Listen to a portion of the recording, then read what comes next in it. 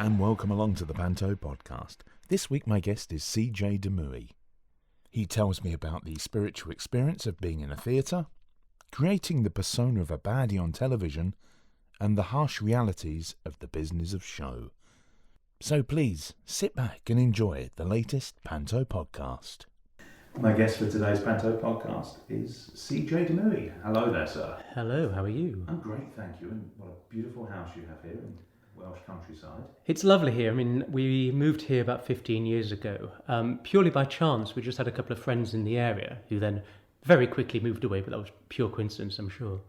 And we just absolutely adore it. Nice and quiet. I mean, I'm not really a city boy. City noises, people, traffic really irritates me. But living out here in the countryside, and sometimes I go for runs ridiculously early in the morning, and it is silent, glorious. I mean, literally you can't even hear a bird. And you're going outside and running around for half an hour and a half, and literally you can't hear a single sound, and I love it.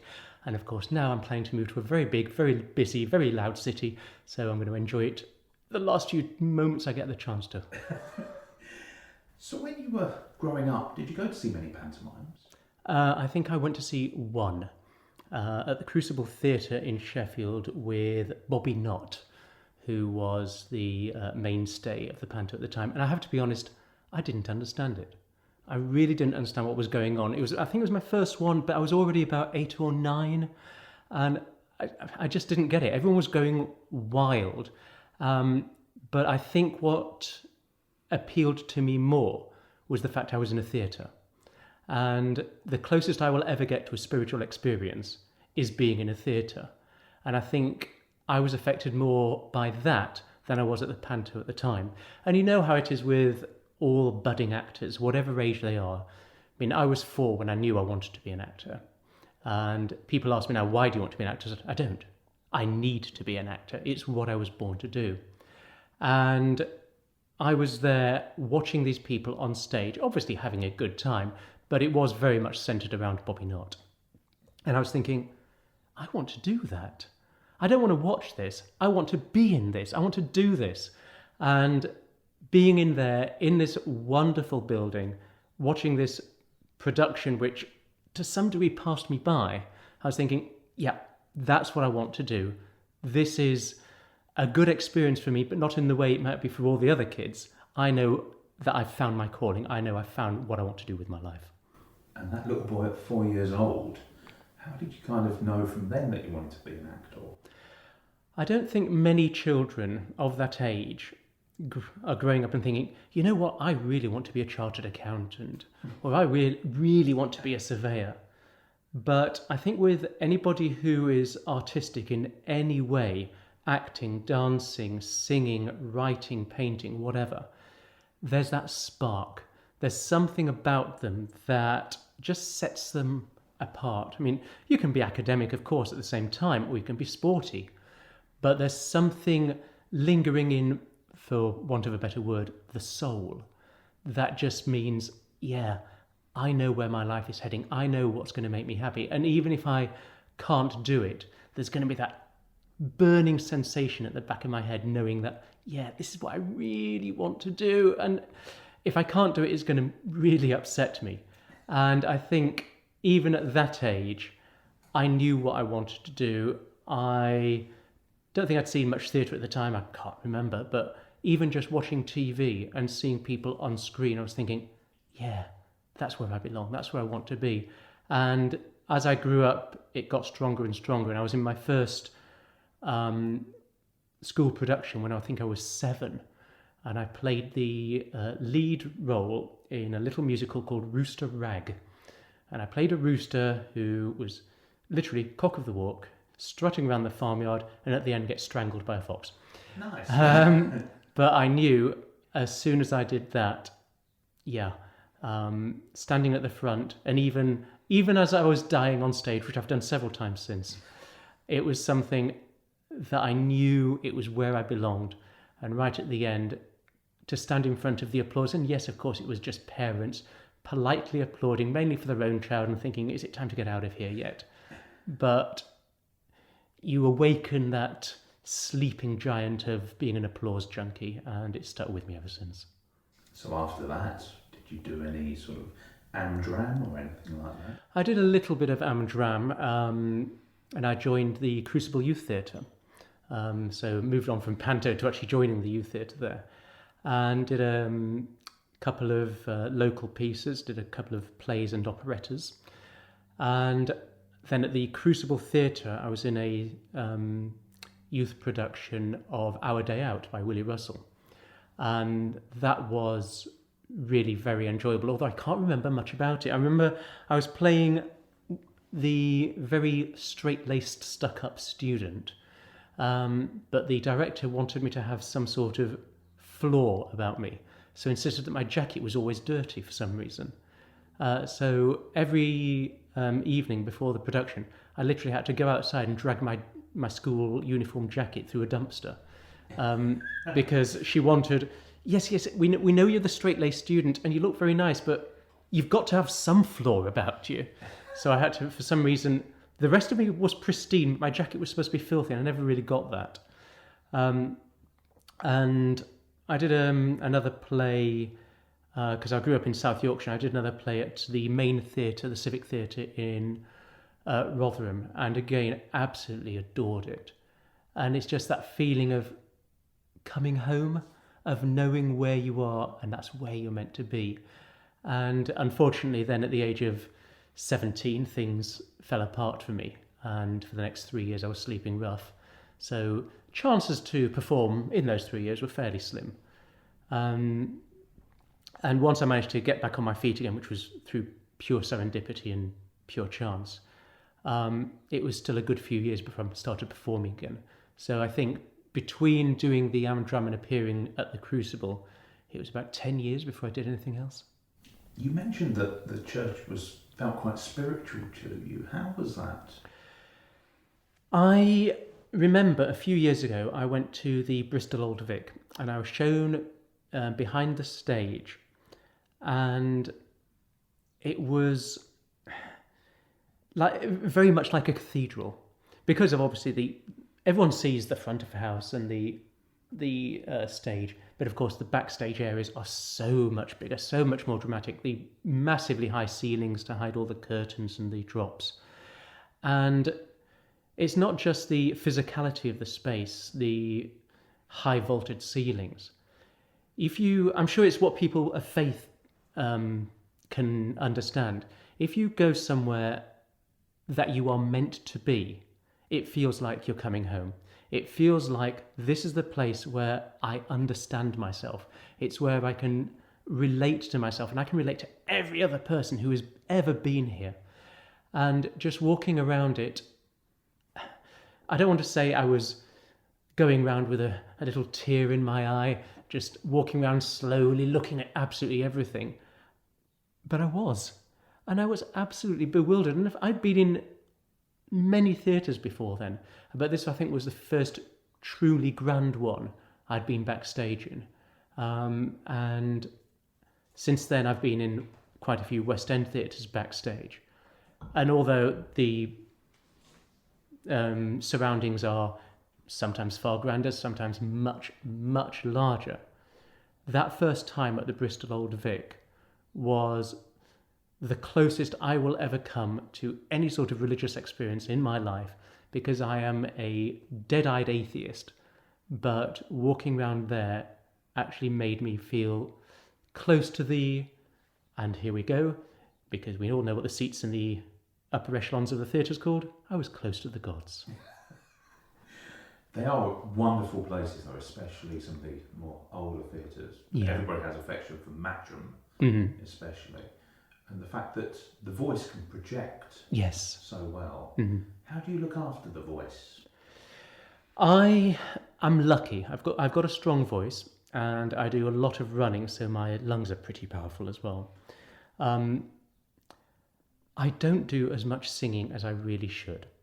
I really should try and keep up with my singing a lot more. But because I've never had any professional training, either acting or singing or anything at all, it's difficult for me to instill that kind of discipline in myself. However, My voice is naturally strong and I do naturally project, which massively helps. I don't have to be taught to project. And you see it all the time with untrained actors, or even actors who are just trying too hard, when they move from projecting to shouting. That's so nasty for the voice. But I mean, I look after myself physically. I do some exercises for my voice, but I think the main way I look after my voice is because I never shut up. I'm a chatterbox. I'm always talking. I'm always offering my opinion. The vast majority of time, it wasn't asked for. But I'm one of those people, I just like talking, and I'm naturally a performer at whatever I'm doing. Recently, I hosted some quizzes online to help people during the lockdown. And they were only 40 questions long, so should have only taken about 55 minutes. But I was wittering on non-stop, and they took 2.5 hours each one of them. People loved it. They didn't come to me for the questions, they came for the entertainment. So I think the voice is like any other instrument, any other muscle. If you exercise it and you work it, it will stay in shape. Mine would be a lot better and a lot stronger if I did specific exercises for it. And as with anything else, if I get a cold or some sort of infection, then the voice is the first thing to go. And when I'm recovering, I'm always left with a nasty, persistent cough. And that's just so annoying until that goes away. But I just look after my voice, take care of it, wrap up when it's cold, enjoy a bit of sun, obviously with plenty of sunscreen when I can't afford the wrinkles, but when it's nice and warm. But basically, if I just keep talking and people keep listening, then at least I know I'm still alive. And you're best known, really, for a certain TV show. You can say the title, I don't mind. Okay, Eggheads. Yes.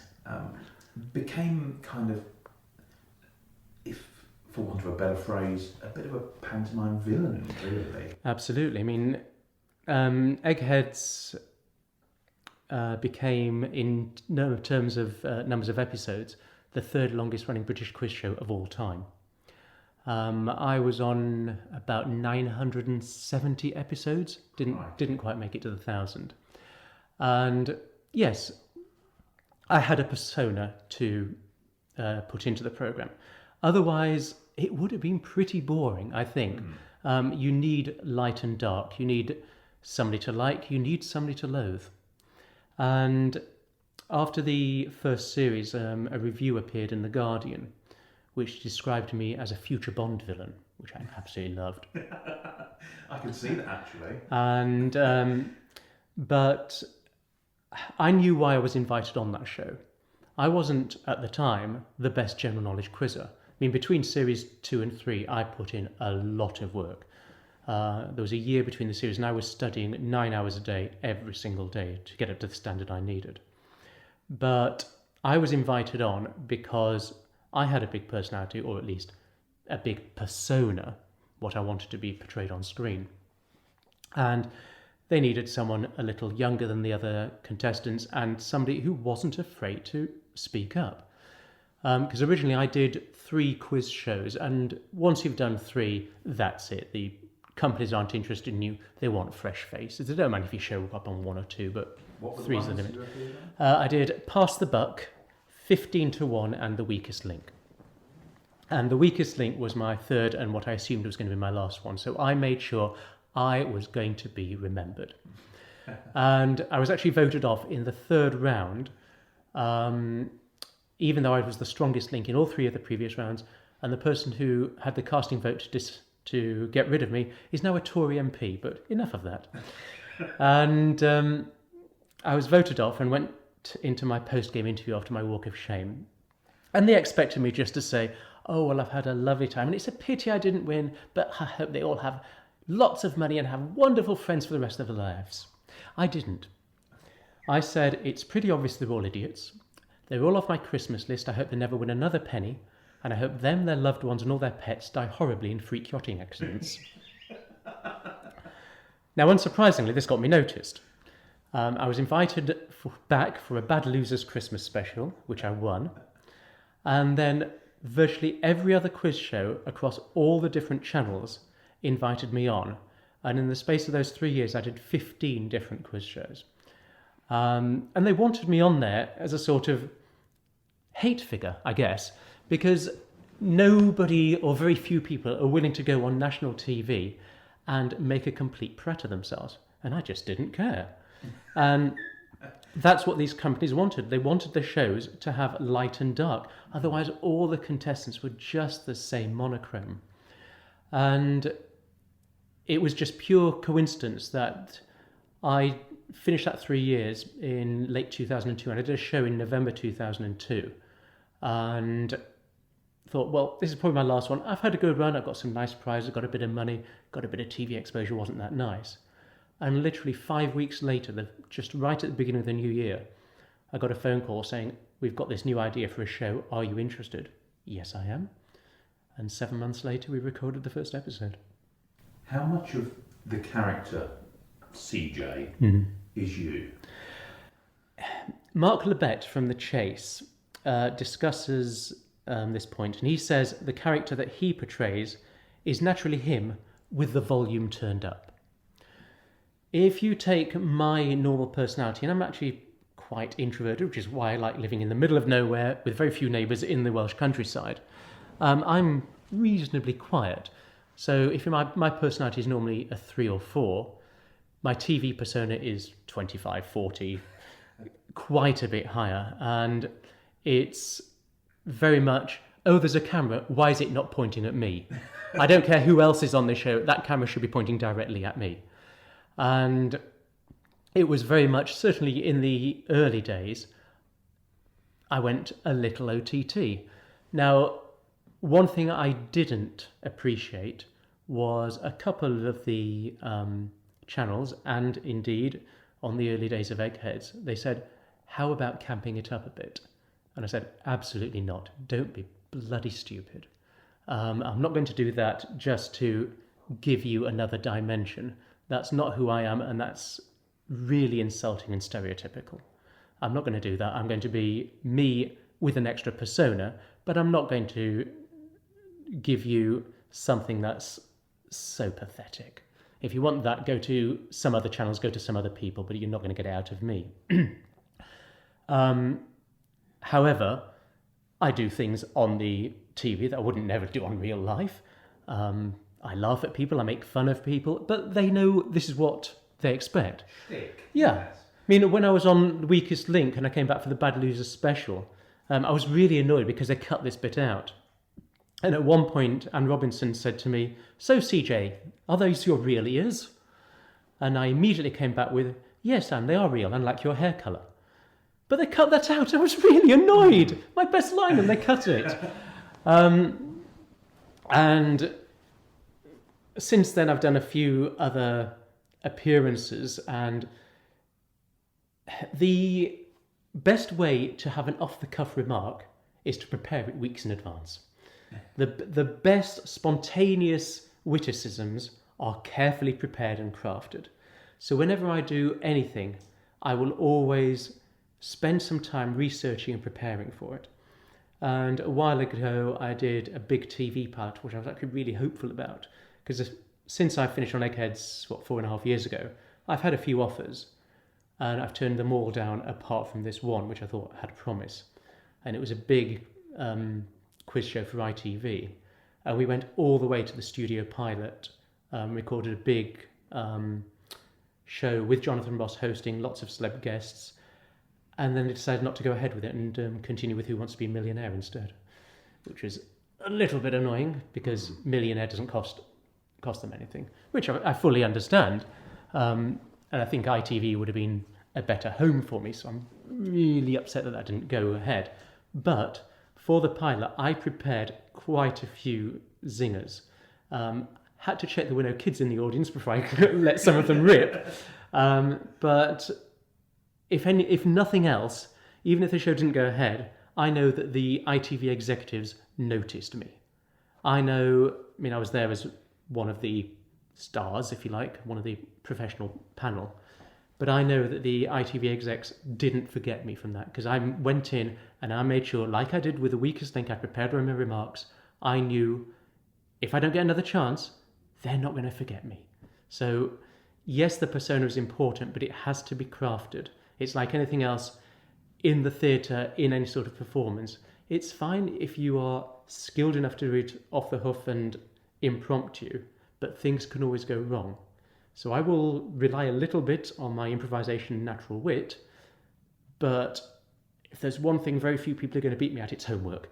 And I will do my preparation because I'm not clever enough in that sense to go into something unprepared and just rely on my natural ability. I need to do the work beforehand. How important then is comedy to you? I love doing serious drama in the theatre. I think that's the one thing I enjoy most of all. I've done quite a few Harvey Fierstein pieces. In 2018, I did a play called Banana Crabtree Simon, which was a one-man play about a man suffering from early onset dementia. That was my first play that got 5-star reviews across the board, and I got an award nomination for that, which I was delighted about. And hopefully, that's going on a national tour next year. We'll see about that. But those pieces that leave you so emotionally drained after you do it. I mean, this play was only 55 minutes long, and I was exhausted at the end of it. And if it gets the tour, they're extending it to an hour and a half. I'm going to be dead. In what way, though? Mentally or physically? Mentally. Physically, I'm not doing anything. I was basically just sitting in a chair for the whole time. But because it was such an intensely emotional and emotive piece, one of the reviews said, I've never seen anyone go through so many emotions in such a short space of time. And it was thoroughly rewarding to do, but it was exhausting. And you're there knowing that the audience is engrossed in the performance and you're getting ready for the applause at the end. But is it enjoyable to physically do it? That's the question. Now with comedy, you're having a blast. I've done quite a few comedies. I've done so many outrageous musicals. A few years ago I did in central London a musical called Geek, and I played the nymphomaniac English teacher Miss Axel. She was mad, and I played alongside Ewan McIntosh from The Office. We were the two teachers, and at one point in that show I chase a naked boy across the stage while I'm wearing my fishnet tights and basque. And what I loved most about that is we got the reviews in, and the best review we got was in the stage, and it said, "Forget Book of Mormon, Geek is now the most offensive show in London." And that takes some doing. That was good. And unbeknown to the director, I had a few touches myself, adult touches, which he loved, but he hadn't told me to do them, so I took a bit of artistic license there. And you're doing things like that, and in some way, because you're doing that sort of comedy, whether it's a musical or a play or whatever, you're energizing yourself while you do it. And that's why, I mean, when I go running, I go for really long runs, but I find them relaxing and energizing at the same time. It's how I relax, it's how I psych myself up for the day. And that's the same when you're doing comedy. It's really energetic, and you obviously getting the immediate feedback from the audience. When you're doing drama, the audience is generally quiet, silent. When you're doing comedy, you're getting a lot of feedback all the time, and you know it's getting through to them, and then you can get energized from their reaction. So comedy, I find, there's the more of the immediate reward for it, and that spurs you on even more. Some people intensely prefer doing drama, and I think out of a if you like, critical appraisal point of view, I prefer doing drama, but I enjoy the process of doing comedy more. The drama, the gratification, is delayed gratification. That comes later, right at the end. When you're doing comedy, you're just having fun all the way through, aren't you? What about pantomime then? Did you enjoy that? I did my first pantomime at the Theatre Royal in Lincoln. And the director said to me, "I don't want you here. I don't want celebrity guests coming in just because they're a name, just because they might get a few more people in, and the kids aren't interested in you. It's only the adults who are coming to see you. And I don't want these so-called names coming in and screwing up my panto. After 2 or 3 days, he came up to me and he literally stood in front of me, looked me in the eye and got down on his knees and said, CJ, I am so sorry. I didn't realise you were one of the few people who could actually do it and could actually act. And that was actually really nice. And since then, I think I've done 8 other pantos and absolutely adored them. One thing that has always absolutely infuriated me is the way panto is denigrated in some parts of the entertainment industry. Oh, well, panto is just silly. It's not real acting. It's not real performance. Well, frankly, screw you. In order to be a good panto performer, you need to dance, you need to sing, you need to act, you need to improvise, you need to have audience participation. Now, I may not be the best at any of those, but if you are a brilliant actor or a brilliant dancer or a brilliant singer and you can't do any of the others, then I'm a better performer than you are, because I can do them all. And that's what's needed to do panto. You need to be a jack of all trades. If in a panto something goes wrong, you need to be able to cope with it. You need to be able to interact with the audience, feed off them, and say to them, yes, we know it's gone wrong, but we're still having fun, aren't we? If that went on in a serious academic play with all these stuffy-nosed actors who look down their noses at panto, they wouldn't have a clue what to do. Case in point, I'm not going to name names, but I was doing a very serious piece in the West End a few years ago. It was a piece by Harvey Fierstein on AIDS, and I was sharing a scene with an actress who had done a very, very long stint in a well-known soap opera. And we were at the emotional climax of this scene, and it was where I was discussing my ex who had died, and he was also her ex. And I poured my heart out on this tear-jerking monologue, and several of the audience were crying. And then she comes up to me and she starts her next speech and says, do you think I had any idea? And she froze. And she started again. Do you think I had any idea? And she just couldn't remember the line. So I fed it to her and said, what? Do you think I had any idea that you and Colin got together straight out of college and settled down for a nice life of career and kids?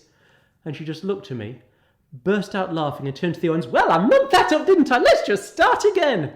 And I could have throttled her because she had no idea of how to cope with something going wrong. And I think that's one of the skills that Panto gave me. I have never once corpsed on stage because Panto has given me the skill set to know how to cope with something. And I think, yes, you have a riotous time doing Panto, and I have loved almost every Panto I've done. There has been one exception.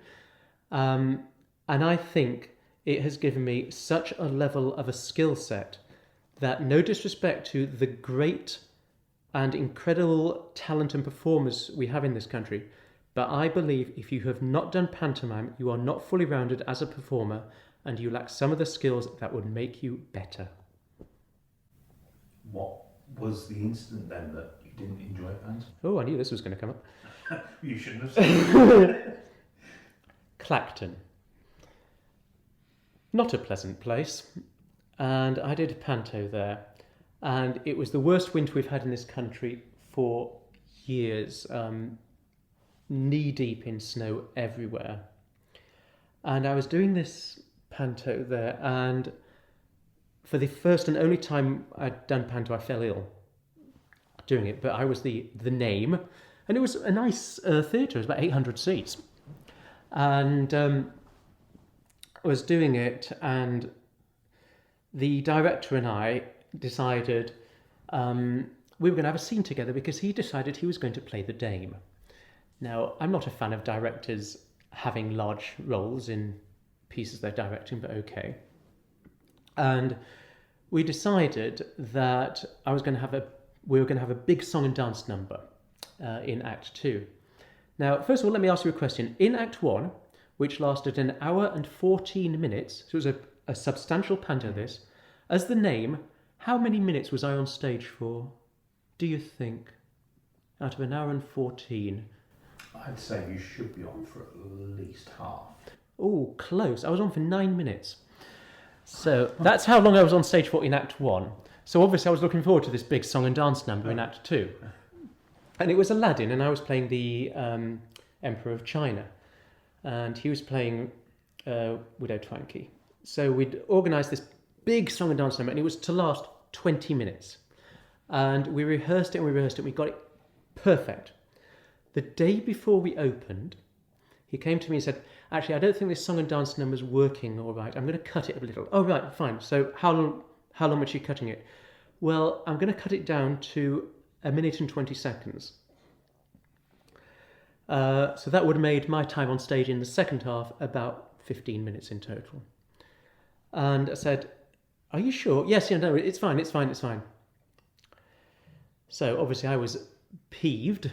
I got a little bit of revenge because I actually snuck onto stage in the first scene in the second act and pretended to be in the dance number, even though I had nothing to do with the scene. But what really annoyed me was, on opening day, he said, actually, no, I don't think it's right. 1 minute and a quarter is too long. Oh, so we're going to go back to the original. Oh, no, forget that. I'm just going to do my own shtick for 20 minutes. And he literally did his own scene, solo scene, on stage as the Dame for 20 minutes in the entire panto. And I was so angry because he just lied to me. It was unprofessional. I wasn't feeling well. And the problem was we had a 3-day break in the middle and I couldn't get out of Clacton. I was actually stuck there. So I had to spend Christmas Day in Clacton, not feeling well, completely snowed in with nothing to do. And then it continued for another 8 days after that. And I remember we finished the final performance. I'd already packed up all my stuff. From the moment the show was finishing to me getting undressed, putting out my costume, getting my makeup off, getting packed up, saying goodbye to everyone, leaving, I think took 7 minutes. I couldn't get out of there fast enough. And no disrespect to people who live in Clacton, if they like it, fine. But sorry, I'm never going back. It's not your sort of It's place. not my place. I don't want to go back to Clacton. Well, we spoke about the negative, but you must have had some absolutely amazing times as well. My favourite panto, my favourite review from panto was in 2011. I was at the Shaw Theatre in Euston in London and doing Beauty and the Beast there. And this was fun because virtually all the cast went off sick at some point in this panto. I was the only one who didn't. And we ended up with the assistant dance captain. There's Beauty and the Beast, the assistant dance captain playing Beauty, literally walking around with a picnic basket with a script in it. So just literally walking around reading the script. That was a disaster, but really good fun. And the review from Time Out described me as Britain's best panto villain, which I loved. But my favourite ever panto I did was in Lytham St Anne's, just outside Blackpool. And that was Jack and the Beanstalk. And it was brilliant. And I made lifelong friends there. Ian, who played the Dame, and Dave, who was the stage manager. And I had such an amazing time there. But my main memory of it, and Dave, who's such a good friend now, he's actually now a firefighter living up in Inverness. Got married, had a couple of kids, and now he's living in Inverness. But I'm going to see him next year, which is nice. But Act 1 finished with Ian as the Dame on stage by himself, singing, pulling across one of the backdrops as he slowly pranced across the stage. And that went on for about 2 minutes doing his song. So Dave and I had an idea. Well, Dave had the idea, but then I enthusiastically went along with it. And just before this scene was about to take place, there was nobody else behind stage or on stage, just Ian by himself. Dave said, "Come with me, CJ." I said, "Where we go? Come with me, come with me." And he dragged me into the men's toilets, pulled down his pants, and said, "Right, write hello Ian on my arse." So I got a big Sharpie, and what I actually wrote was, I heart CJ on his cheeks. I heart CJ. And he pulled up his pants and we went back out. And we waited for Ian to be doing his bit, walking across the stage. And as he was coming close to us, we waved at him and he got his attention. And then Dave turned around and pulled down Dave's trousers. Ian saw what I'd written and he literally fell over laughing on stage. And that was absolutely hilarious. And he then struggled to get up because he was obviously wearing this huge dress. And they were struggling to get up and pull this curtain back across. And there was such effing and blinding at the end of it.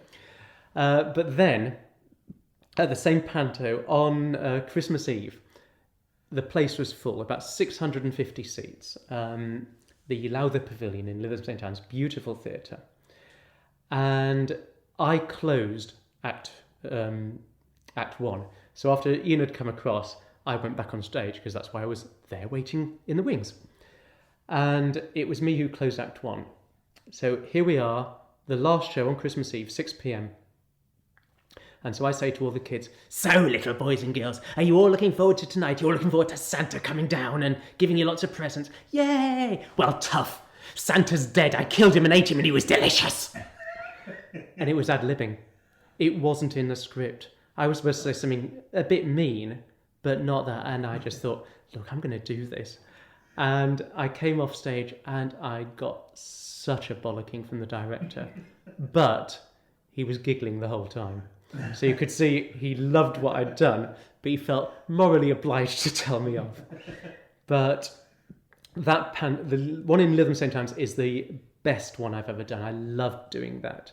I've done a couple of others which I really like. I mean, the one in Lincoln was good. I just didn't have a particularly big or imposing role because I always prefer to play the villains.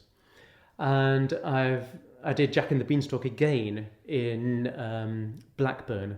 Lovely little theatre. It's only about 350 seats, but it's so intimate because they're not actually stretched back. They're actually on 3 different levels. So they only go back about 8 rows. So everyone can see you and you can see everyone. And the song I did in that to actually close the whole show was The Great Pretender by Freddie Mercury. And I managed to sing it in the original key. And so that's now actually on my, it's one of my audition pieces, my video audition pieces. Unfortunately, the last time I did it, I got a throat infection. But it was okay because the really high bits, I just pretended I was crying. So, oh yes, I'm the great pretender. So I just covered it by crying. But that's now one of my little YouTube videos which I like. But every time I've done Panto, something goes wrong and you just go with it. I mean, again, at the one in Blackburn, the little cottage at the back, the stairs at the front suddenly came off in one show. And I just went with it. I just picked them up and said, well, I'm taking steps to get better. Which I thought on the spur of the moment, that was pretty good. That's it. And there are some pantos where the things that go wrong are built in. And I'm sure for people watching, it's all very funny and very good. And, oh, isn't this funny going wrong? Well, no, not. It's very carefully scripted and very carefully rehearsed. To my eyes, when I watch that, it looks so false. If something genuinely goes wrong, great. That's part of the charm of it. But to have it actually physically scripted in, to me, that seems a little bit disingenuous. The whole point about Panto is, yes, of course, it's a well-rehearsed, well-refined, professional production. But you're having fun. And the kids and the audience want to know you're having fun. They don't necessarily want to know you're following a carefully, very, very ordered and very strict script the whole time. They want to see you laughing as well. I mean, there's no point me coming down at the end of it as the villain getting booed and still being nasty. I've got to smile then. I've got to have a bit of fun with them. So it's all about breaking the fourth wall, to use that hackneyed old expression, which if the errors and the accidents are all built in, you're not really doing that. You're still just performing.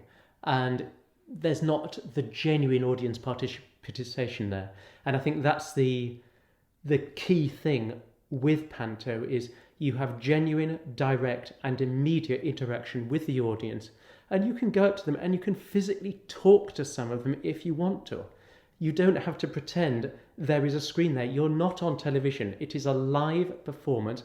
And if you want to go and throw water over them or abuse them or just be really nasty to them, you can. I mean, I did one panto where I was herding Daisy the cow off stage, and I was having a bit of trouble. I said, "Oh, just move, you stupid cow." And the audience erupted. They loved it. And if you have the freedom to be able to ad lib, you can gauge the mood of the audience, so you can gauge if they're enjoying it. And if they are, then you play with it. You push it a little further. You have fun with them. Your responsibility as a performer is to give the audience a good time. And if there's something you can do that gives them another laugh or pushes a bit further, why wouldn't you? Who were your references then for your baddie? When I was doing it, most of my baddies sort of seemed to be the same. One thing I tended to do was put on a very gruff, sinister voice, but I learned after the first couple of pantos that wasn't good for the throat. I was having to have a lot of Vocal Zone tablets after that. I mean, I think Vocal Zone make their main money from panto season. But I had to look around, and I think the character I understood the most and related to the most was Jafar from the 1990s animated version of Aladdin. And yes, he's a comic actor and an OTT performer, but that's exactly what I was as a baddie. I was dressed all in black flowing robes.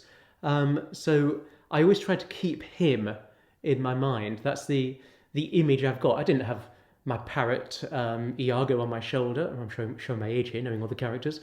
But you've got to, as you say, have a reference. You can't, for something that's that specific and that crafted, you can't really build it from the ground up yourself. You've got to have something to build it on, standing on the shoulders of giants. And moving forward, yes, you can develop it, yes, you can refine it, but you've got to have that basis there, something you know that works, because if there's always the risk, if you build up a character yourself, it simply won't work, it'll fall flat. And even if it works well in rehearsal, until you have got an audience there, until you can see a live reaction, and I've seen performers do characters on stage and the audience simply don't get it. They cannot relate. You need to be able to empathise with any character on stage, even if that empathy is sheer, absolute, intense, passion of 1,000 fiery suns hatred. You have to be able to relate somehow. And if a character comes on and is just bland and unengaging, that's the worst. And not only for the audience, it's got to be soul destroying for the performer. Performers come on and they're not taking any notice of me. And that must be really, really horrible. So with any character I do, I mean, one doesn't like to be too intellectual here, but I am Stanislavski in my methods. So I like to have an emotion or a basis from which to work on for any of my characters, whether it's a real life experience, whether it's something I've seen. I like to have that and hold that in my mind so I can keep relating to that and coming back to that if I need to portray something on stage. But I mean, there are obviously other schools of thought. I've looked at them, I've taken some ideas from them, but yeah, I mean, I think for me, Stanislavski is what works best for Panto, because you have that broad basis, then you have your own character on top of that, and then that helps you interact and play the role. If I'm concentrating too much on who am I, what's my motivation, why am I here, I'm going to suffer. And that always reminds me of a story. Alfred Hitchcock was doing one of his movies, and the lead actress, I'm not going to mention who it was, but the lead actress came up to him and said, "This scene, Mr. Hitchcock, what's my motivation?" "I'm paying you," was his inevitable reply. And for me, I think with Panto, the motivation is getting the most laughs or the most reaction, or indeed, as I did at Lytham St Anne's, telling them that I Eton Santa, the most tears out of the audience. I can't imagine the parents were very happy with me after that, but fortunately it was the end of Act 1 and I managed to scarp her quick enough. So you couldn't ever see yourself playing Dame? Oh, I'd love to play the Dame. I'd absolutely adore to play the Dame. Playing villains are great, but I would love to play the Dame. I mean, I've done it a couple of times on a very, very small scale, literally just standing in for somebody. But I've never done a full panto as the Dame, and that's actually my dream. I would love to do a nice, well, not necessarily a big panto, just any panto with a decent audience playing the Dame. One, because it'll give me a chance to go extra OTT, but also it would be an interesting experience because I've never been in that position where the audience related warmly to you. The 2 pantos I've done where I wasn't the villain, I was just a non-entity character like the Emperor of China. And, oh yes, well, here he is, well, polite applause, blah, blah, blah. With the villain, yes, you get a very specific reaction, as you do with the Dame, but it's completely flipped. And I'd love to be able to experience that. Now, obviously, with 2020 being a bit of a wipeout, I mean, there's still a chance some of the smaller pantos may go ahead, and we're still hopeful. But back in the end of February, beginning of March this year, I was actually signed up for a panto. I haven't done one for 4 years, and I was signed up for one to do it. And that obviously has now most likely fallen through because it was actually a reasonably sized one. And that's upsetting, but there's nothing we can do, and there are people in far worse situations than me. My concern this year now is if some pantos do go ahead, the producers are going to really, how can I put this politely, take advantage of some people. Because there is going to be a very, very small number of pantos available and a massive number of people desperate to do them. And even the very, very top star names, they probably wouldn't do the small scale ones that are going to go ahead, but they're going to have their rates literally decimated. You get, well, here's your offer, you get 10% of what you normally get or you don't do it. But lower down the scale, I think that's going to be really horrible. And when I did at the Shaw Theatre, now this is central London, Zone 1 in London, the girl who stepped up to be the dance captain, she had been working for months previous to opening, working with all the young children from the local dance schools. So working with lots of very young dancers, putting them all through their paces for months beforehand. Then she comes in, working every day, far longer hours than any of us are working. So on the dreaded 3 shows days, she would have been there for 20 hours. And then she had to step in and play Belle on one of the shows. She was on £100 a week. And I can't imagine many people in that situation are going to get close to that this year round if it goes ahead. And I am genuinely very concerned about the welfare of the people coming in, because we all know we do perform because we're desperate to do it. And that's why so many productions are low pay or no pay or the dreaded profit share, because people are desperate to do it. Drama schools churn out more and more people each year. And what must it be like for the poor sods who have graduated this year to be thrust into an industry that doesn't exist? And 95% of all graduates from drama school will never have a professional contract. Most will have given up by the 20 and the 25 because they have to live. And I really hope that some pantos do go ahead. And I really hope that the poor people who are applying for the roles get treated properly. But show business is a business. And the simple fact is, if you're not willing to work for these rates, there are countless, and let's be honest, thousands who will do. And I genuinely fear for a lot of people in our industry at the moment. Panto is the one thing that saves a lot of theatres all year round. I mean, the Crucible Theatre survives on the snooker and Panto. It makes such a loss the rest of the year round. But being a listed building, it at least has some government assistance. All these other buildings around the country, and there have been so many closures this year. Southampton lost its big theatre. So many other places have already gone or are on the critical list. And Panto is their one chance, and that's why so many of them are desperately holding out, even if they can just do anything at Panto season, because they may not be able to get the audiences in, but they can put in more performances and say, look, if we can just get a comparative numbers of audience in over a longer run, we will do. But if they can't get their Pantos in, so many theatres throughout this country are going to close and we are never going to see them again, and I am worried. Panto is such an amazing opportunity for performers and kids alike, and look at the start it gave me. I saw a Panto and I knew there and then that's what I wanted to do with my life. And it's not just that, but it may be that another kid who was going to go to the Panto this year doesn't get the chance, and doesn't get the chance to realise that's where he or she or they want to be. The stage is not just a job, it's not just a career, it's a home. And if somebody doesn't have the chance to see that, they may never get to be able to come home.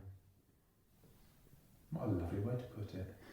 Well, as somebody so passionate about pantomime, would you ever consider writing one? I'm not sure I could write one. I could direct one, because I think I've now got enough experience. Writing one, I think, is a little more difficult, and I'm the first one to say I'm not a skilled writer. I've written some short stories. I tried writing a play, and it was an unmitigated disaster. Yeah. I'm not sure I have the skill set. I'm not sure I'm good enough. My passion, I think, and I think this is a critical point.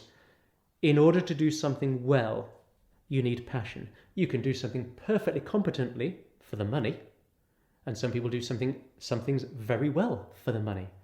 But to do something passionately, I think, is entirely different. And it's all very well having the incentive, I'm passionate about money. Not quite the same. And even though writing a panto to some people may seem easy, because it's just the same thing over and over again. It's just the same gags, same jokes, same routines. Everyone can do it. It's so stereotyped. I'm not sure I can, and I'm not sure the people who say that can. If you think writing a panto is easy, you probably think performing in a panto is easy. And in which case, I'm not sure you've got any idea and you should shut up. Again, your passion for pantomime. Yeah. Do you get the panto blues? I am really depressed. The last 4 years when I haven't been able to do panto, through no fault of my own, but my struggles of the last few years are very, very well documented. 2 big stories about me hit the press, both of which were complete and utter lies.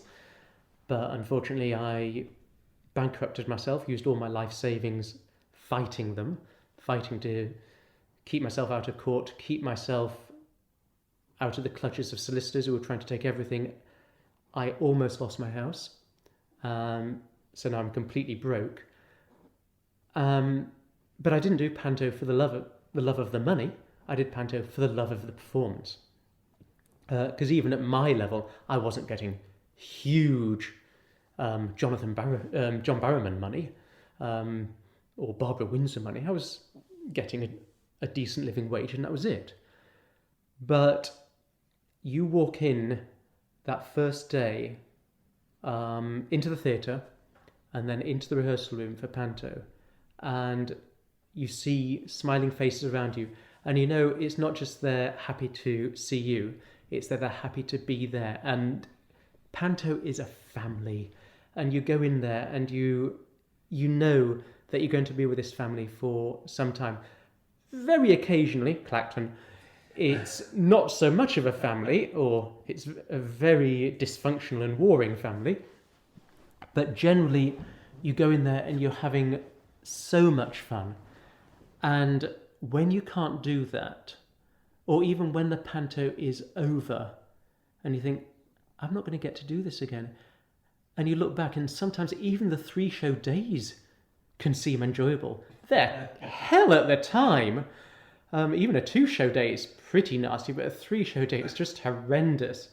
I did a 3-show day once, and we had 6 people in the audience. That was horrid. But the thing is, those 6 people wanted to be there. Oh, absolutely.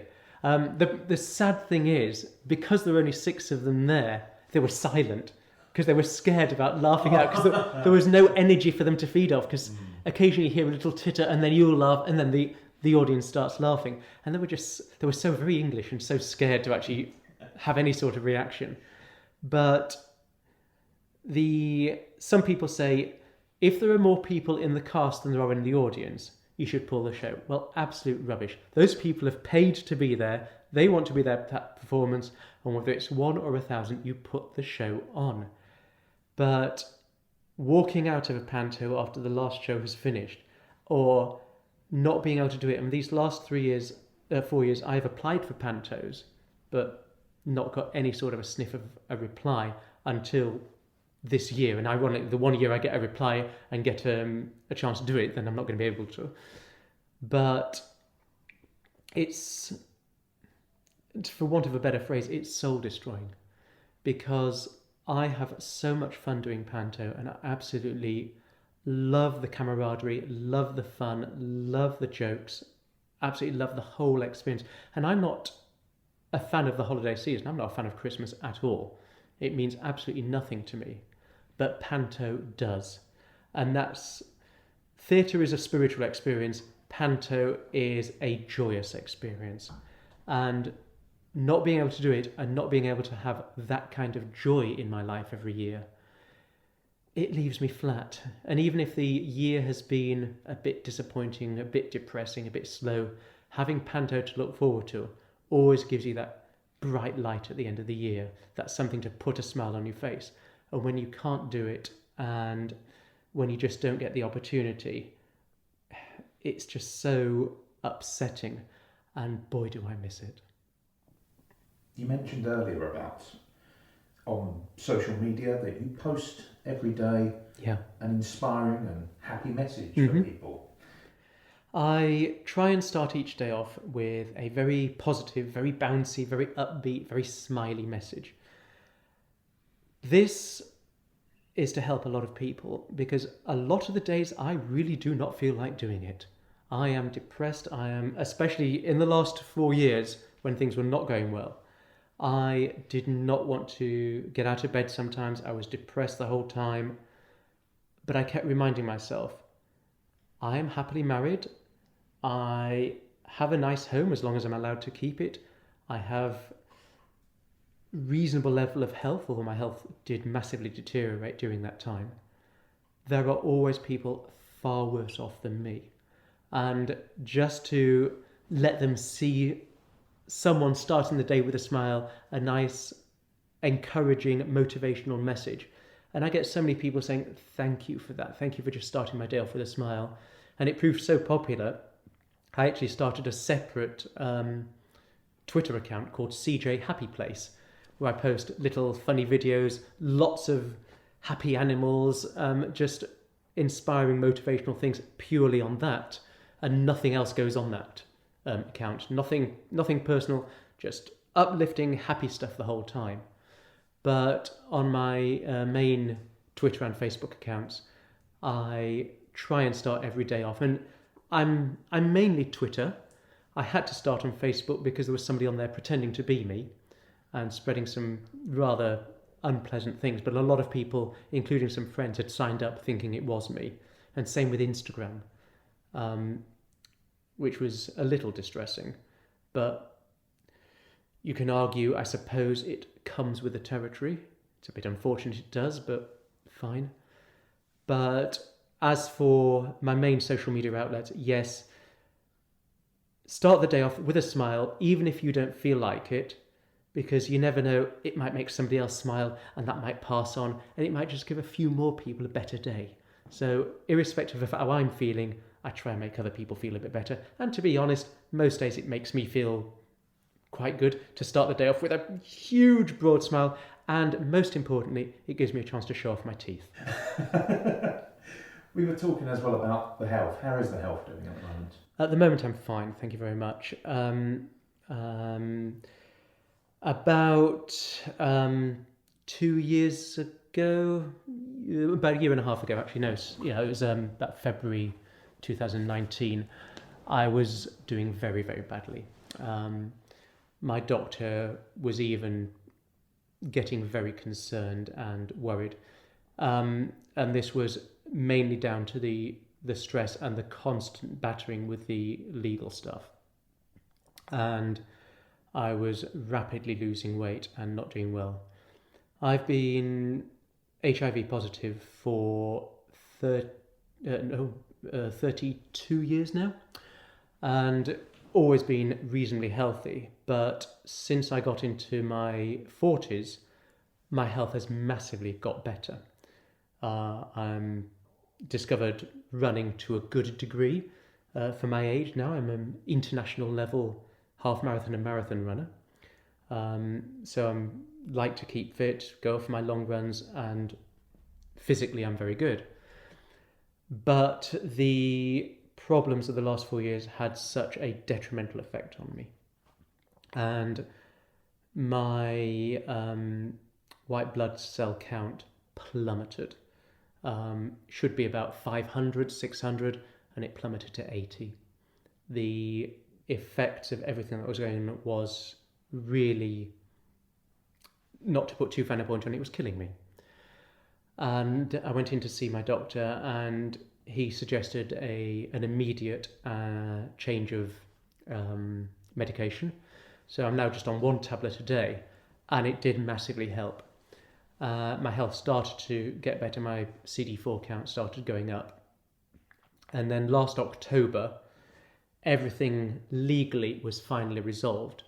I had to beg on social media, beg for people to give me money to help me save my house. Over the course of the 4 years of this constant battering from solicitors, basically people lying about me and then suing me, trying to get money out of me, being arrested on the most disgusting and horrible charges, which were all complete lies, and then thrown out, but it didn't stop me being splashed across the front page of the international press. And it was having such a terrible effect on my health. But then last October, all the legal stuff against me was finally resolved. Only because people had basically given me or loaned me enough money to save my house. That was finally resolved. Now, the shoe's on the other foot, and I'm trying to take action against either the people who lied against me, the solicitors who broke the law. I can prove that a certain police service in Britain broke the law. I can prove that a Dutch prosecutor broke the law. This does require money. Whether I'll actually get to the end of it, I don't know, but I'm trying to concentrate on the Dutch prosecutor, because issuing a European arrest warrant against me for murder, throwing me in jail, taking me to court on something a journalist had told them, which turned out to be a complete and utter lie, and nobody bothered to spend 5 minutes checking the facts, little bit annoyed about. But since last October, when that was all resolved, 3.5 years of hell finally to an effect over. And my husband and I wanted to get it sorted out then, and we got it sorted out on October the 18th. Paid the money we needed to. I'd declared bankruptcy. It completely wiped us out financially. But we'd booked a holiday to Australia. And we left 2 days later. And we went and took our credit cards with us and had 5 glorious weeks in Australia and New Zealand. Ran up some pretty big charges on the cards, but we didn't care. We deserved it. You needed it. Yeah. And I have to say, being there changed my life to such a degree that my plan is now, in another 1.5 years, to emigrate to Australia, because I just fell in love with the place. Now, in the meantime, if any big Panto productions or big theatre companies want to offer me a role, you've got a few months left. This is your last opportunity to employ me before I start applying for my visa to go. Once I've started applying for the visa and started applying for other things, then it's too late. I've spent too much money. Unless you're a really, really big film. I don't know if Mr. Spielberg is listening. All the time. I'm sure he does, yeah. He's always liking the tweets, so of course. But I would love to do, if I do end up going and nothing else does turn up here, I would love the chance just to do one more Panto before I go. Because, yes, there is a Panto culture in Australia, but it's nowhere near as well developed as here. It's getting bigger. It's getting bigger, and especially in Melbourne, which is the cultural centre. We also went over to New Zealand and we were shocked that there is zero theatre culture in New Zealand. Not just Panto, there's no theatre at all in New Zealand. There's nothing. Some people say if you want to have culture in New Zealand, buy a yoghurt.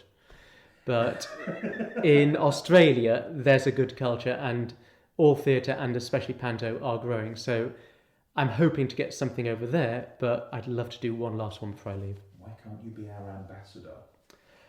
I'd love to. I mean, I'd love to have some opportunity to have an in there, because I'm going over, if it happens, on a student visa, either at drama school or studying drama and history, and a student visa does allow you to work part-time while you're there. What I'm really hoping is I go over there and the first day I'm there, a big producer sees me, oh yes, I want you, I will pay for your full work visa, you're now an Australian resident, welcome, come into my massive big play. There's always a chance. There is. There's Yeah. absolutely every chance. So, but to do something and have the opportunity to spread Panto even further over there would be great, because I have never enjoyed myself so much as when I do Panto. Even when I'm doing these great dramatic pieces and then I take the great applause at the end, it's wonderful. But that's only 2 minutes of gratification at the end. Doing a Panto, you are just laughing the whole time for over 2 hours and having a great time. And even when you're doing that 3 times a day, it's so wonderful and so energizing and just so enjoyable. And who wouldn't want to do a job where you're just laughing non-stop? I can't imagine anything better. And doing it here, doing it in Australia, being the ambassador for Panto in Australia, I can't think of anything I'd enjoy more. Well, this leads me on to my last question. Your dream pantomime. So, you can be in it, or you can be sitting in the stalls watching it. You can choose the production, the venue, and your cast can be alive or dead or a mixture of both. Well, I've worked with quite a few dead actors, at least their performances were. But I know the Panto straight away. It would be Aladdin, because I want to play Abanazar. It's the one leading villain role I haven't played. Yes, of course, I want to play a dame, but I would really like to play Abanazar. The theatre I'd like to perform in is the Princess Theatre in Torquay. One of my favourites, and I really love that. I mean, I like Torquay anyway, but I really like the Princess Theatre. I've been to see a couple of productions there, but never been backstage or anything. And it's not the grandest, most baroque design theatre, but it's just one of those places I feel really comfortable and I really like the surroundings. As for my cast, I'd love to have Ian McKellen as the dame. If I can't do the dame, I want Ian McKellen there doing it.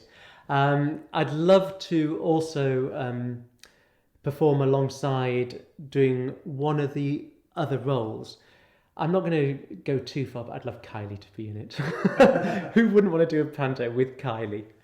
And then I think just having the local school kids in the Panto, because it's all very well and good having trained, very regimentally ordered performers in it. But this is fun. This is for the local kids. Whether they're coming to see it or coming to be in it, it's supposed to be a fun family event. And yes, you can have all the big names in it, and you can have the cast in it, and you can have the production you want. But surely the point of Panto is to have some fun.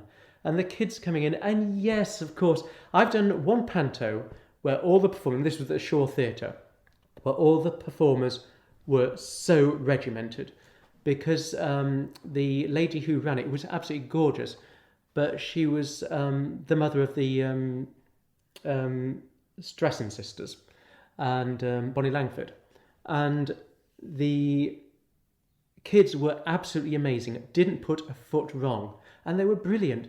But surely one of the joys of going to see a panto is seeing that little kid at the end twirling in the wrong direction, or one at the back suddenly bursting into tears or falling over.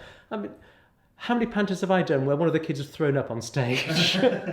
And I know it may be mortifying for the kid involved, unless actually just having a really good time. But that's what we go to panto for, and it's about the experience, about having the whole fun, and everything about panto is that it all comes together at once. It's not just one individual thing, which it can be with a straight play or even a musical. Panto is about all the strands coming together, everyone enjoying themselves, everyone being professional, of course, but knowing that your primary target is there to entertain. You're to make the audience laugh and to give them a good time. And if you can do that by twirling in the wrong direction, well, good on you, and do it. If you want to throw up on stage, by all means. The dance captain will probably clean it up afterwards. Who cares? Or I'll just put the dame over it. That's fine. She can just hide it for the rest of the show. But panto is a unique art form, and it is an art form, and I don't care what all these naysayers say. Pantomime is an incredible, long-standing, traditional art form. It has been in our theatres for many, many years and will continue to be so. No matter what people say about it, it's an incredibly difficult, incredibly rewarding, and incredibly enjoyable piece of theatre that we need as part of our heritage, and I love doing it. Well, CJ, thank you so much for taking part in the Panto podcast. Thank you, Hayden. The Panto Podcast.